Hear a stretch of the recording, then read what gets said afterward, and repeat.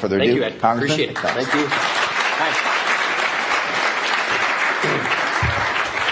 Good morning, everybody. Nice to have you here. This looks just like my living room at home, actually. You know, it's beautiful, isn't it?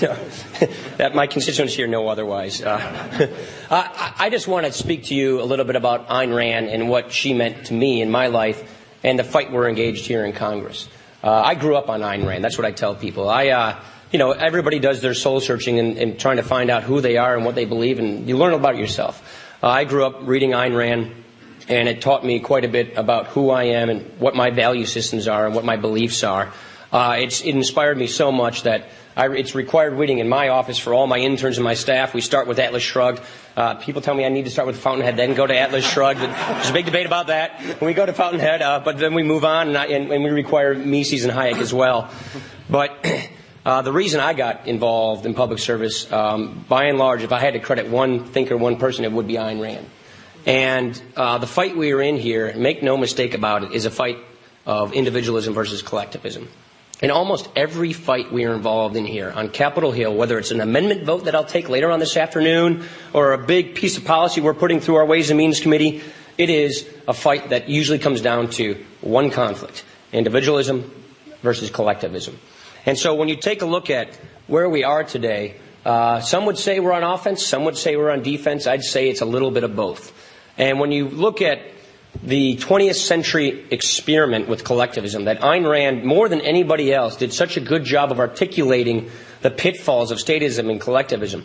You can't find another thinker or writer who did a better job of describing and laying out the moral case for capitalism than Ayn Rand. It's so important that we go back to our roots to look at Ayn Rand's vision, her writings, to see what our undergrounding principles are. I always go back to, you know, Francisco d'Anconia's speech at Bill Taggart's wedding on money, you know, when I think about monetary policy. And then I go to the 64-page John Galt speech, you know, on the radio at the end and go back to a lot of other things that she did to try and make sure I can check my premises so that I know that what I'm believing and doing and advancing are square with the key principles of individualism.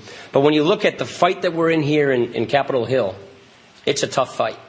It's a very important fight. But we need more people on our side to fight this fight. That is why there is no more fight that is more obvious between the differences of these two conflicts than Social Security. Social Security right now is a collectivist system. It's a welfare transfer system. It's a system where, and I always tell my constituents, and none of them usually believe me, you don't have an account with your name on it in the federal government. There isn't a box with your cash in it that's going to come to you when you retire. A lot of people think that.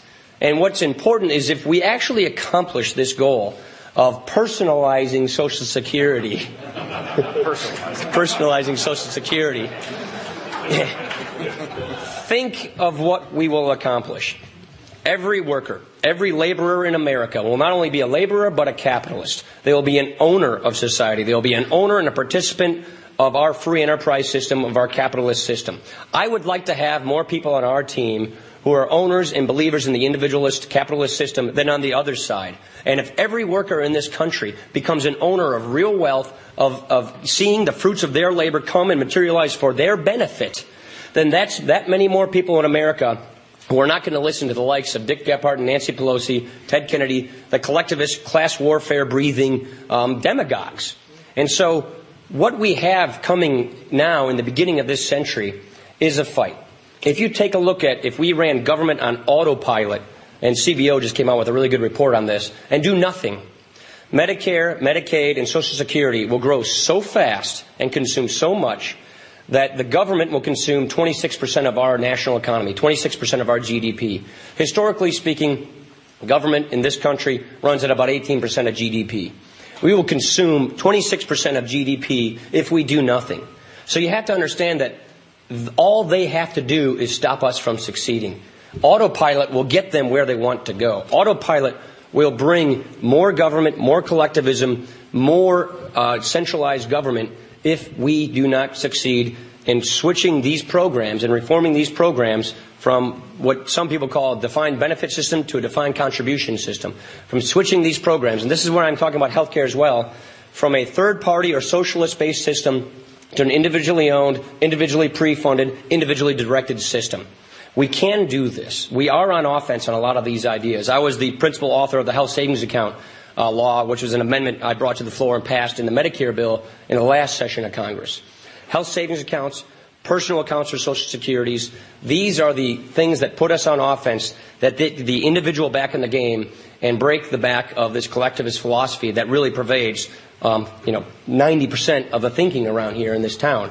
Is this an easy fight? Absolutely not. It's an easy fight. But if we are going to actually win this, we need to make sure that we're solid on premises, that our principles are well defended, and if we want to go and articulately defend these principles and what they mean to our society, what they mean for the trends that we sent internationally, we have to go back to Ayn Rand, because there is no better place to find the moral case for capitalism and individualism than through Ayn Rand's writings and works.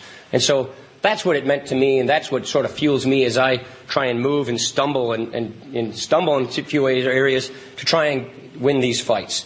I think if we win a few of these right now, moving health care to a consumer-based individualist system, moving Social Security to an individually pre-owned, pre-fund retirement system, just those two things right there will do so much to change the dynamics in this society, will do so much to bring more people onto the side of demanding for accountability and individualism and transparency in government than anything else we can do. So we're trying to focus on the big ticket items to win these things, and the other side knows the stakes are just as high. I wish our side knew the stakes were as high. That's the fear I have right now, which is our side doesn't understand these great consequences.